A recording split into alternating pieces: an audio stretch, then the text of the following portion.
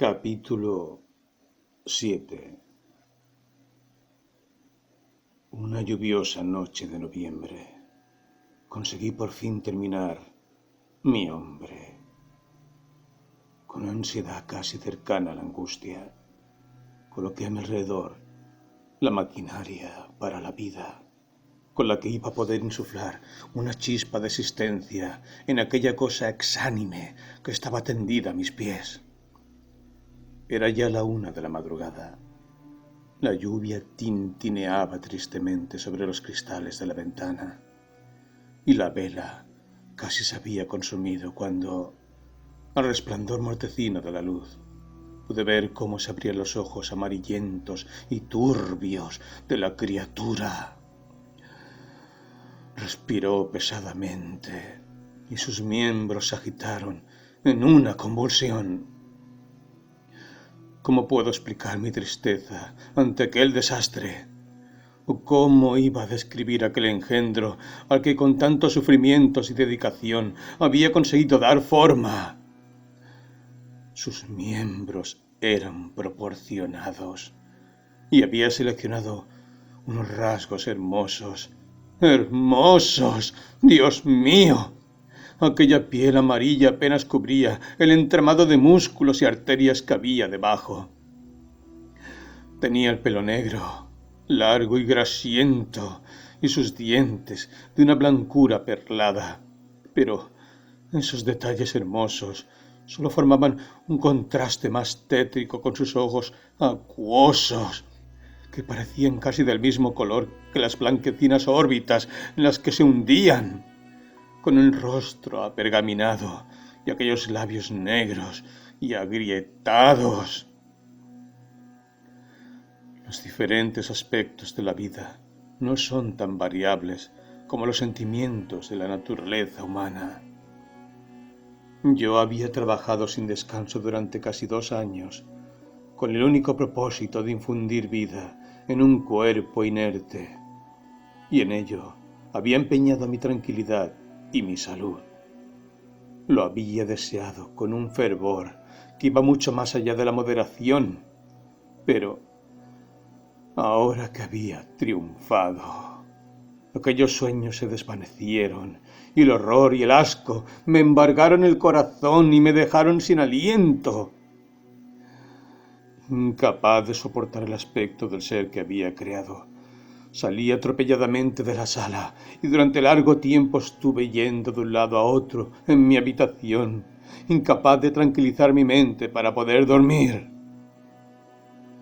Al final, una suerte de lasitud triunfó sobre el tormento que había sufrido y me derrumbé, vestido, en la cama, tratando de encontrar unos instantes de olvido.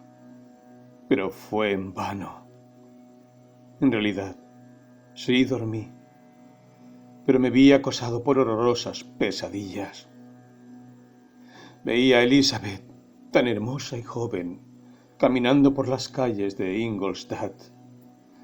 Encantado y sorprendido, yo la abrazaba, pero cuando le daba el primer beso, sus labios palidecían con el color de la muerte.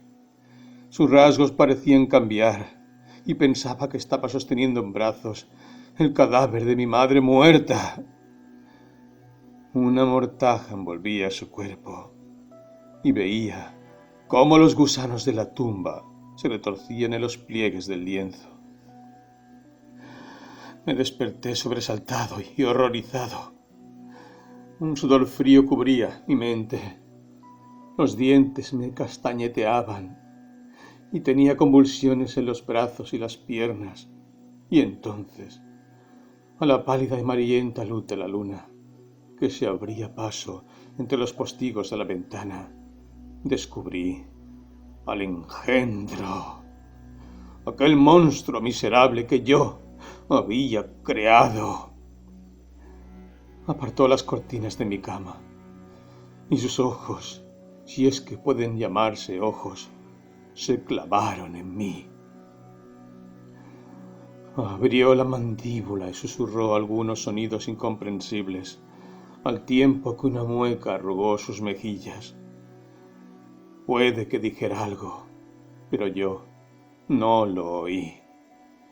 Alargó una mano para detenerme, pero yo conseguí escapar y corrí escaleras abajo. Me refugié en un patio que pertenecía a la casa en la que vivía, y allí me quedé durante el resto de la noche, paseando de un lado a otro, sumido en la más profunda inquietud, escuchando atentamente, captando y temiendo cada sonido como si fuera el anuncio de la llegada de aquel demoníaco cadáver al que yo, desgraciadamente, le había dado vida.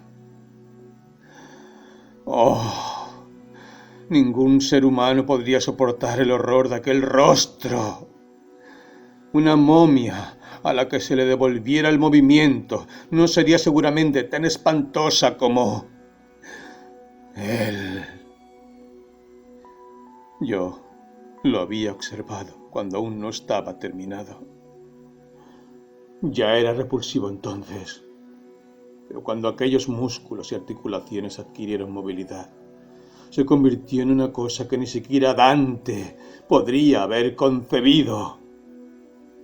Pasé una noche espantosa. A veces el pulso me latía tan rápido y tan fuerte que sentía las palpitaciones en cada arteria. En otras ocasiones estaba a punto de derrumbarme en el suelo debido al sueño y la extrema debilidad. Y mezclada con ese horror, sentí la amargura de la decepción. Las ilusiones, que habían sido mi sustento y mi descanso durante tanto tiempo, se habían convertido ahora en un infierno para mí. Y ese cambio había sido tan rápido y la derrota tan absoluta. Al fin llegó el alba, grisácea y lluviosa, e iluminó, ante mis doloridos y soñolientos ojos, la iglesia de Ingolstadt, con su aguja blanca y el reloj que marcaba las 6 de la mañana. El portero abrió las puertas del patio, que durante toda la noche había sido mi refugio, y salí a las calles, y caminé por ellas a paso rápido, como si quisiera huir del monstruo al que temía ver aparecer ante mí al doblar cualquier calle. No me atreví a volver al apartamento donde vivía, sino que me sentía impelido a continuar caminando, aunque estaba empapado por la lluvia que se derramaba a raudales desde un cielo negro y aterrador. Continué caminando así durante algún tiempo, intentando mitigar mediante un ejercicio físico violento la pesada carga que oprimía mi espíritu. Crucé las calles sin saber claramente a dónde me dirigía o qué estaba haciendo.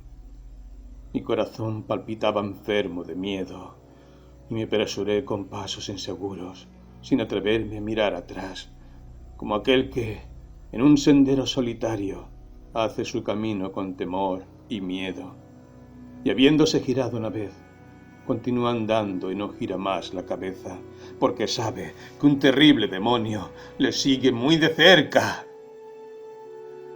Así continué caminando, hasta que al final llegué frente a la posada en la cual solían parar las diligencias y los carruajes. Allí me detuve, y no sabía por qué, pero permanecí algunos minutos con la mirada clavada en un carruaje que venía hacia mí desde el otro extremo de la calle. Cuando estuvo más cerca, observé que era una diligencia suiza. Se detuvo justo donde yo me encontraba, y cuando se abrieron las puertas, vi a Henry Clerval, que bajó rápidamente en cuanto me vio. «Mi querido Frankenstein», exclamó, «cuánto me alegra verte. Qué suerte que estuvieras aquí en el preciso momento de mi llegada». Nada podía ser mejor que el placer de volver a ver a Clerval. Su presencia me recordaba a mi padre, a Elizabeth y a todas aquellas escenas hogareñas tan gratas a mi memoria. Le di un fuerte apretón de manos y al menos durante un momento olvidé mi horror y mi desgracia. De repente sentí, y por primera vez en muchos meses, una alegría tranquila y serena. Así, le di la bienvenida a mi amigo, del modo más cordial, y juntos caminamos hacia la universidad. Durante algún tiempo, Clerval estuvo hablándome de nuestros amigos comunes y de la suerte que había tenido porque le habían permitido venir a Ingolstadt. «¿Puedes creerme?», dijo. «He tenido muchos problemas para convencer a mi padre de que no es absolutamente imprescindible que un comerciante lo ignore todo salvo la contabilidad. Y es más, creo que no conseguí convencerlo del todo, porque su única respuesta a mis súplicas era la misma que aquella que daba aquel maestro holandés en El vicario de Wakefield. Gano 10.000 florines al año sin necesidad de saber griego. Y cómo maravillosamente sin el dichoso griego. Pero el cariño que siente por mí al final ha convencido su aversión a los estudios y me ha permitido emprender esta expedición al país de la sabiduría. ¿Y mi padre? ¿Y mis hermanos? ¿Y Elizabeth?, pregunté. Muy bien y muy felices, contestó. Solo un poco inquietos porque apenas han tenido noticias tuyas. Y por cierto, creo que tengo que regañarte en su nombre. Pero mi querido Frankenstein, añadió, deteniéndose un poco y mirándome fijamente a la cara. No me había fijado en el mal aspecto que tienes. ¿Estás tan delgado y tan pálido? Parece como si hubieras estado muchas noches en vela. Estás en lo cierto, contesté. Últimamente he estado muy ocupado en un asunto que no me ha permitido descansar lo suficiente, como ves. Pero espero, y lo espero de verdad, que todas esas preocupaciones hayan terminado. Ya estoy libre. Espero. Yo estaba temblando mucho. Era incapaz de pensar en los sucesos acontecidos la noche anterior. Y desde luego, ni siquiera podía hablar de ello. Así que caminaba con paso rápido, y pronto llegamos a la universidad. Entonces pensé, y aquello me hizo estremecer, que la criatura que yo había abandonado en mis aposentos aún podía estar allí, viva y deambulando, sin rumbo. Yo temía verlo, pero temía aún más que Henry pudiera descubrir al monstruo.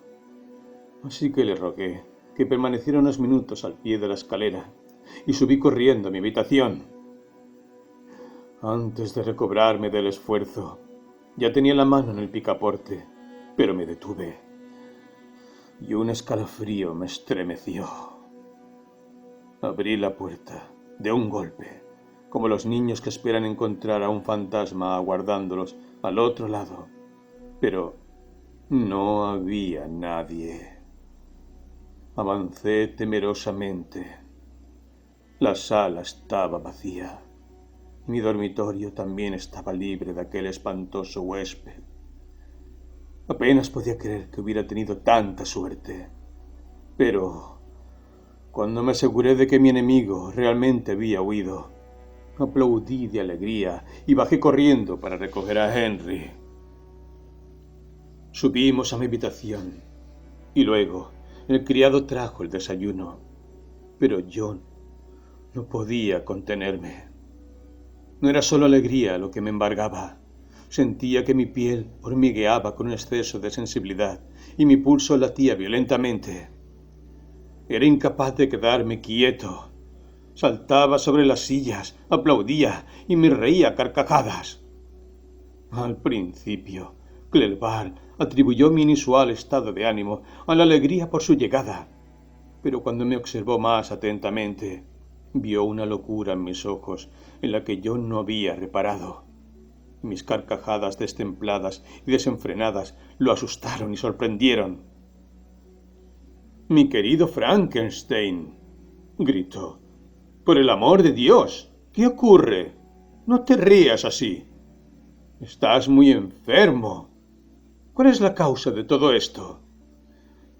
«No me preguntes», grité. cubriéndome los ojos con las manos, pues pensé que había visto el espectro entrando en la habitación. Él te lo dirá. ¡Oh, sálvame! ¡Sálvame! Imaginé que el monstruo me sujetaba. Luché furiosamente y me derrumbé, preso de un ataque de nervios. Pobre Clerval, ¿qué debió de pensar? El reencuentro que él había esperado con tanta alegría se tornaba de aquel modo tan extraño en amargura. Pero yo no fui testigo de su pena, porque estaba inconsciente y no recobré el conocimiento hasta mucho tiempo después. Capítulo 8. Aquello fue el comienzo de unas fiebres nerviosas que me tuvieron recluido en cama durante varios meses. Durante todo ese tiempo, solo Henry se ocupó de mí. Después averigüé que, sabiendo que mi padre era muy mayor y que no le sentaría bien un viaje tan largo, y lo mucho que mi dolencia afectaría a Elizabeth, Henry les había ahorrado ese sufrimiento, ocultándoles la verdadera dimensión de mi enfermedad. Él sabía que nadie me cuidaría con más cariño y atención que él mismo. Y convencido de que me recuperaría, estaba seguro de que su actuación no había constituido en absoluto un perjuicio, sino lo mejor que podía hacer por ellos. Pero yo estaba realmente muy enfermo. Seguramente nada, salvo las constantes y continuas atenciones de mi amigo, podría haberme devuelto a la vida. Siempre tenía ante mí la figura del monstruo al que yo había insuflado vida, y aparecía en mis delirios constantemente. Sin duda, mis palabras sorprendieron a Henry. Al principio pensó que eran divagaciones de mi imaginación desordenada, pero la insistencia con la cual constantemente recurría al mismo tema le convenció de que mi trastorno tenía su origen en algún suceso insólito y terrible. Muy poco a poco, y con frecuentes recaídas que asustaban e inquietaban a mi amigo, me fui recuperando. Recuerdo que la primera vez que fui capaz de observar las cosas de la calle con cierto placer, me di cuenta de que las hojas caídas habían desaparecido y que los tallos verdes comenzaban a brotar en los árboles. Fue una primavera maravillosa, y la estación, sin duda, contribuyó en buena medida a mejorar mi salud durante mi convalecencia. También sentí que se reavivaban en mi pecho sentimientos de alegría y cariño. Mi pesadumbre desaparecía, y muy pronto volví a estar tan alegre como antes de sufrir aquella fatal obsesión. Queridísimo Clerval, dije, qué bueno y qué amable has sido conmigo. Todo el invierno, en vez de emplearlo en el estudio, tal y como habías planeado, lo has malgastado en mi habitación de enfermo. ¿Cómo podré recompensártelo? Lamento muchísimo haber sido la causa de este desastre. Espero que me perdones. Me lo recompensarás si no vuelves a enfermar, replicó Henry. Y ponte bueno cuanto antes. Y puesto que pareces de buen humor, quizá pueda hablarte de una cosa. ¿Te importa? Temblé. ¿Una cosa? ¿Qué podría ser? Podría estarse refiriendo a una cosa en la cual ni siquiera me atrevía a pensar. «No te pongas nervioso», dijo Clerval, que se dio cuenta de que yo palidecía. «No diré nada si te inquieta, pero tu padre y tu prima se alegrarían mucho si recibieran una carta tuya y de tu puño y letra. Ni siquiera sospechan lo enfermo que has estado y están preocupados por tu largo silencio». «¿Eso es todo?», dije sonriendo. «Mi querido Henry, ¿cómo puedes imaginar que mis primeros pensamientos no estarían dedicados a aquellos seres queridos a quienes tanto amo y que tanto merecen mi amor?» «Dado que te veo tan animado», dijo Henry, «te encantará ver una carta que ha estado ahí desde hace algunos días. Es de tu prima, creo. Entonces puso la siguiente carta en mis manos. Para Víctor Frankenstein. Ginebra, 18 de marzo de 1700. Querido primo, no puedo describirte la inquietud que tenemos todos por tu salud. No podemos evitar imaginar que tu amigo Clerval nos está ocultando la verdadera gravedad de tu enfermedad, porque hace ya varios meses desde que no recibimos una carta escrita por ti mismo, y todo este tiempo te has visto obligado a dictárselas a Henry. Seguramente, Víctor, debes de haber estado muy enfermo, y esto nos entristece mucho, tanto casi como cuando murió tu querida madre. Mi padre está plenamente convencido de que estás gravemente enfermo, y apenas hemos podido evitar que emprenda un viaje a Ingolstadt. Clerval siempre dice en sus cartas que te estás poniendo mejor. Deseo fervientemente que nos confirmes esa idea muy pronto, escribiéndonos de tu puño y letra. Porque, Víctor, de verdad, todo esto nos tiene muy preocupados. Disipa nuestros temores y seremos las criaturas más felices del mundo. La salud de mi tío es tan buena y está tan fuerte que parece haber rejuvenecido 10 años desde el invierno pasado. Ernest está también tan cambiado que apenas lo reconocerías. Tiene casi 16 años, ya sabes, y ha perdido aquel aspecto enfermizo que tenía hace algunos años. Está muy bien y muy vigoroso, si puedo utilizar ese término, aunque resulta muy expresivo.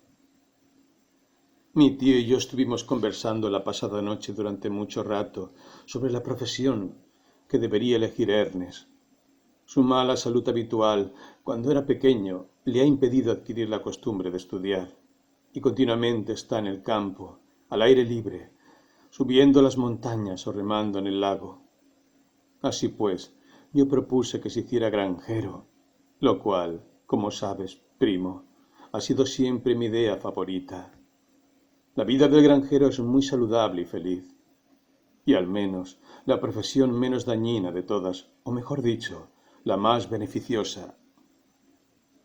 Mi tío tenía la idea de que estudiara para abogado, porque con su influencia podría llegar a ser juez.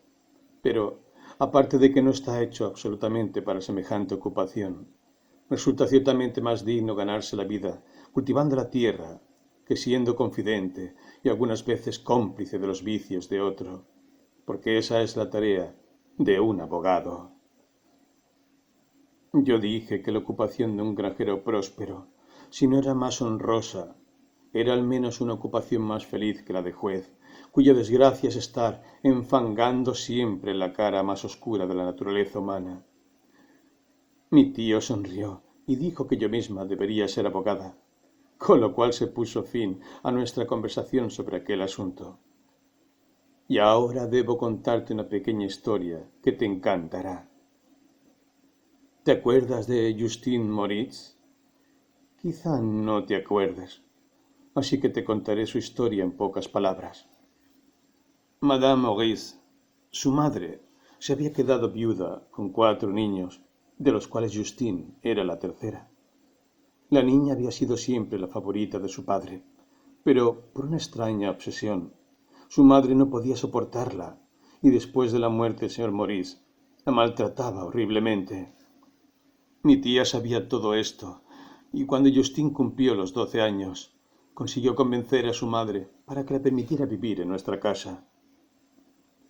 Las instituciones republicanas de nuestro país han promovido costumbres más sencillas y amables que las que prevalecen en las grandes monarquías que nos rodean. Y por esa razón hay menos diferencias entre las clases en las que se dividen los seres humanos. Y las clases más bajas, no siendo ni tan pobres ni tan despreciadas como en otros lugares, son más educadas y dignas. Un criado en Ginebra no es lo mismo que un criado en Francia o Inglaterra. Así que Justine fue acogida en nuestra familia para aprender las obligaciones de un criado, las cuales en nuestro afortunado país no incluyen el sacrificio de la dignidad de un ser humano. Me atrevo a decir que ahora lo recordarás todo, porque Justine era tu gran favorita. Y recuerdo haberte oído decir que si te encontrabas de mal humor, una mirada de Justine podría disiparlo, por la misma razón que da Ariosto respecto a la belleza de Angélica. Su rostro era todo franqueza y alegría. Mi tía se encariñó mucho con ella, lo cual le indujo a darle una educación superior a la que había previsto para ella. Este regalo se vio recompensado plenamente. Justine era la criatura más agradecida del mundo. No quiero decir que hiciera grandes gestos de agradecimiento. Nunca la oí decir nada al respecto, pero una podía ver en sus ojos que prácticamente adoraba a su protectora. Aunque era muy divertida y en muchos sentidos descuidada, sin embargo, prestaba la mayor atención a cada gesto de mi tía. La consideraba un modelo de perfección y siempre intentaba imitar sus palabras, incluso sus gestos, de modo que incluso ahora a menudo me recuerda a mi tía. Cuando mi querida tía murió, todos estábamos demasiado ocupados con nuestro propio dolor para fijarnos en la pobre Justine, que la había cuidado durante su enfermedad con el mayor de los cariños. La pobre Justine estuvo muy enferma, pero el destino le tenía reservadas otras pruebas. Uno tras otro, sus hermanos y su hermana habían muerto, y su madre se había quedado entonces, a excepción de su hija repudiada, sin hijos. La mujer comenzó a sentir remordimientos de conciencia, y a pesar que las muertes de sus queridos hijos era una maldición del cielo para castigar su parcialidad contra Justine. Ella era católica romana, y yo creo que su confesor azuzó esas ideas que la mujer había concebido. Así pues, pocos meses después de tu partida a Ingolstadt, la madre, arrepentida, llamó a Justine y le pidió que volviera a casa. Pobre muchacha. Lloró cuando abandonó nuestra casa. Estaba muy cambiada desde la muerte de mi tía. El dolor había conferido cierta dulzura y una encantadora afabilidad a los gestos que antes habían llamado la atención por su viveza. Desde luego, vivir en casa de su madre no fue la mejor manera de devolverle la alegría. La pobre mujer no estuvo muy firme en su arrepentimiento. A veces le suplicaba a Justine que le perdonara su crueldad, pero con mucha más frecuencia la acusaba de ser la causa de las muertes de sus hermanos y su hermana. Aquellos constantes vaivenes emocionales finalmente condujeron a la señora Maurice a la enfermedad, lo cual, al principio, solo incrementó su irritabilidad, pero ahora ya descansa para siempre. Murió con los primeros fríos, al principio del último invierno. Justine ha vuelto con nosotros y te puedo asegurar que la quiero muchísimo. Es muy inteligente y cariñosísima, y guapa. Y tal como mencioné antes, sus gestos y sus expresiones continuamente me recuerdan a mi querida tía. ¿Debo contarte alguna cosa más, Víctor, sobre nuestro pequeño William? Ojalá pudieras verlo. Está muy alto para su edad y tiene unos ojos azules, risueños y dulces, pestañas muy oscuras y el pelo rizado. Cuando sonríe, aparecen dos pequeños hoyuelos en sus mejillas, siempre rosadas y saludables.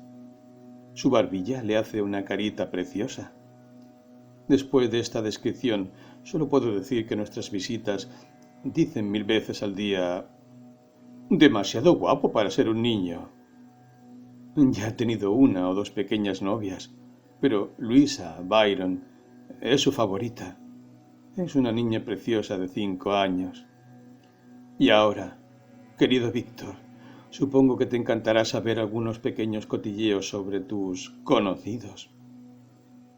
La guapa señorita Mansfield ya ha recibido las visitas de felicitación de su próximo matrimonio con un joven caballero inglés, John Melbourne. Su espantosa hermana Maynon se casó el otoño pasado con el señor Hopland, el banquero rico. Y vuestro buen amigo del colegio, Louis Manoir, ha sufrido varias desgracias desde que Clerval partió de Ginebra, pero ya ha recobrado el ánimo y se dice que está a punto de casarse con una francesa guapísima y muy alegre, Madame Tavernier. Es viuda y mucho mayor que Manoir, pero todo el mundo la admira y la aprecia. Te he escrito con todo mi buen ánimo, querido primo, pero no puedo terminar sin preguntarte, angustiada, otra vez por tu salud. Querido Víctor, si no estás muy enfermo, escribe tú mismo y haz feliz a tu padre y a todos nosotros. Oh, ni siquiera me atrevo a pensar en la otra posibilidad. Ya estoy llorando. Escribe, mi querido Víctor. Tu prima, que te quiere muchísimo, Elizabeth Lavenza. Querida Elizabeth, exclamé cuando hube terminado de leer su carta. Escribiré inmediatamente y así aliviaré la angustia que deben de estar sintiendo. Escribí y la tarea me cansó muchísimo, pero mi recuperación había comenzado y continuaba satisfactoriamente. En otros 15 días podría abandonar mi alcoba. Capítulo 9. Cuando me recuperé, uno de mis primeros cometidos fue presentar a Clerval a los distintos profesores de la universidad. Y al hacerlo, tuve que someterme a una suerte de tormentosos encuentros que reabrían las heridas que mi mente había sufrido. Desde aquella noche fatal, el final de mis trabajos y el principio de mis desgracias, había anidado en mí una violenta antipatía por todo lo relacionado con la filosofía natural. Además, estando prácticamente recuperado, la simple visión del instrumental químico revivaba toda la agonía de mis ataques nerviosos. Henry lo notó y apartó todos aquellos aparatos de mi vista. También cambió bastante mis aposentos, porque percibió que yo sentía aversión a la sala que antiguamente había sido mi taller. Pero aquellas precauciones de Clerval no sirvieron de mucho cuando visité a los profesores. Incluso el bueno del señor Waldman me torturó cuando elogió, con amabilidad y afecto, mis asombrosos avances científicos. Inmediatamente se dio cuenta de que me disgustaba la conversación, pero, ignorando cuál era la verdadera razón, atribuyó mis sentimientos a la modestia y me pareció evidente que cambiaba de asunto. De mis habilidades a la ciencia en general, con el deseo de captar mi interés, ¿qué podía hacer yo? Él simplemente quería halagarme, pero solo conseguía atormentarme. Me sentí como si fuera colocando uno a uno ante mis ojos todos aquellos instrumentos que iban a utilizarse posteriormente para darme una muerte lenta y cruel. Yo me retorcía con cada palabra suya, aunque no me atrevía a mostrar el dolor que sentía. Clerval, cuyas miradas y sentimientos siempre estaban prestos a descubrir de inmediato las emociones de los demás, no quiso hablar del tema, argumentando que no sabía nada de ello, y la conversación giró hacia otros asuntos de carácter general. Yo se lo agradecí en el alma, pero no le dije nada. Vi claramente que estaba sorprendido, pero no intentó sonsacarme el secreto, y aunque yo lo quería, con una mezcla de afecto y respeto sin límites, nunca me atreví a confesarle aquello que siempre estaba presente en mis pensamientos, porque temía que al explicárselo a otra persona solo consiguiera que dejara en mí una huella aún más profunda. El señor Krempe no fue tan amable, y dada la condición de extrema sensibilidad, casi insoportable, en la que me encontraba entonces, sus encomios rudos y directos me causaron más dolor que la benevolente aprobación del señor Waldman. «¡Maldito muchacho!», exclamó. «Señor Clerval, le digo a usted que nos ha sobrepasado a todos. Sí, piense lo que quiera, pero de todos modos es la pura verdad. Un mozalbete que apenas hace 3 años creía en Cornelio Agripa tan firmemente como en el Evangelio, ahora se ha colocado a la cabeza de la universidad. Y si no lo expulsamos pronto, nuestros puestos no estarán seguros. Sí, continuó, observando mi gesto de contrariedad. El señor Frankenstein es muy modesto. Una excelente cualidad en un hombre joven. Los jóvenes deberían ser más humildes. Ya sabe a qué me refiero, señor Clerval. Yo no lo era cuando era joven, pero eso se pasa cuando uno se hace mayor. Entonces, el señor Krempe comenzó un elogio de sí mismo y felizmente desvió la conversación de un asunto que verdaderamente me estaba matando. Clerval no era un científico. Su imaginación era demasiado viva para implicarse en la minuciosidad de las ciencias.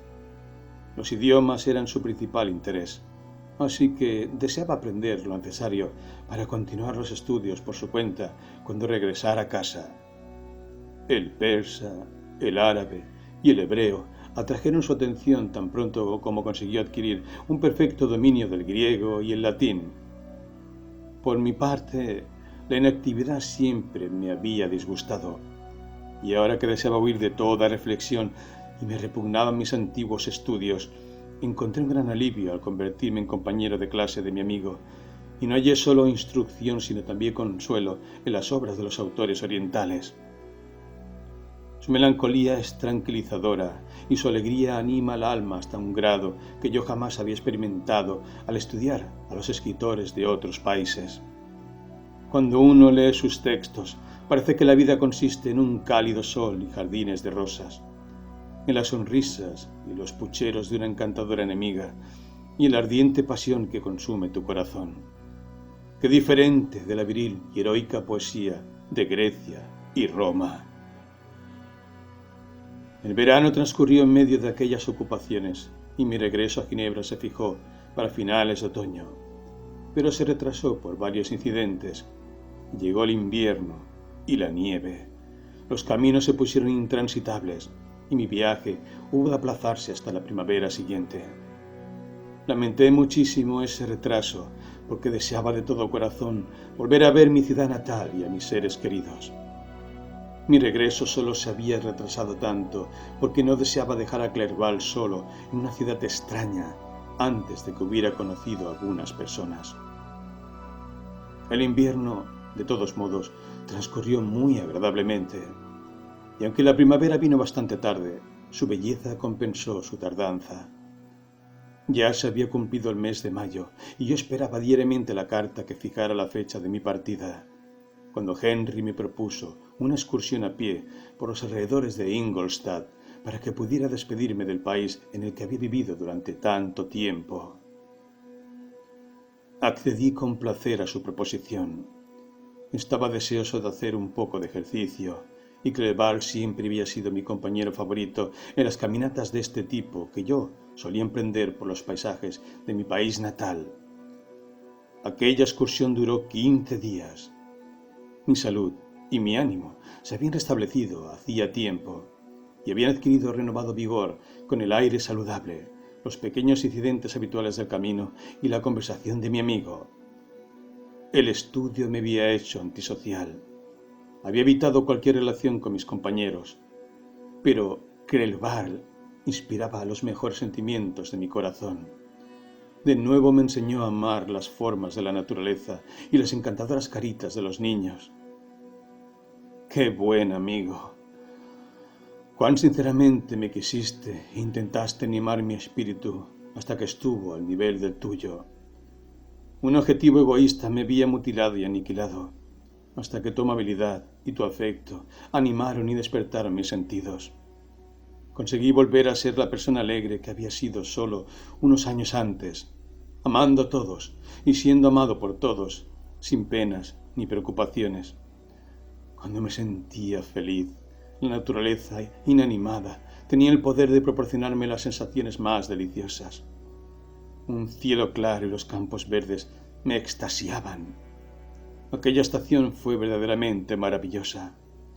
Las flores de la primavera estallaban en los parterres, mientras las del verano estaban ya a punto de brotar. No me inquietaron los malos pensamientos que durante el año anterior, aunque intenté apartarlos por todos los medios, me habían agobiado como una carga insoportable. Henry disfrutaba con mi alegría y comprendía sinceramente mis sentimientos.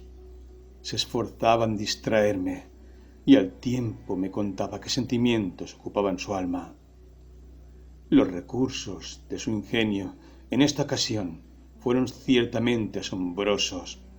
Su conversación era muy imaginativa y muy a menudo, imitando a los escritores persas y árabes, inventaba cuentos maravillosamente fantasiosos e interesantes. En otras ocasiones recitaba mis poemas favoritos o me enredaba en conversaciones que sostenía con notable ingenio. Regresamos a la universidad un domingo. Los campesinos disfrutaban en los bailes y todas las personas que nos encontramos parecían dichosas y felices. Yo mismo estaba muy animado y caminaba embargado por sentimientos de alegría y júbilo.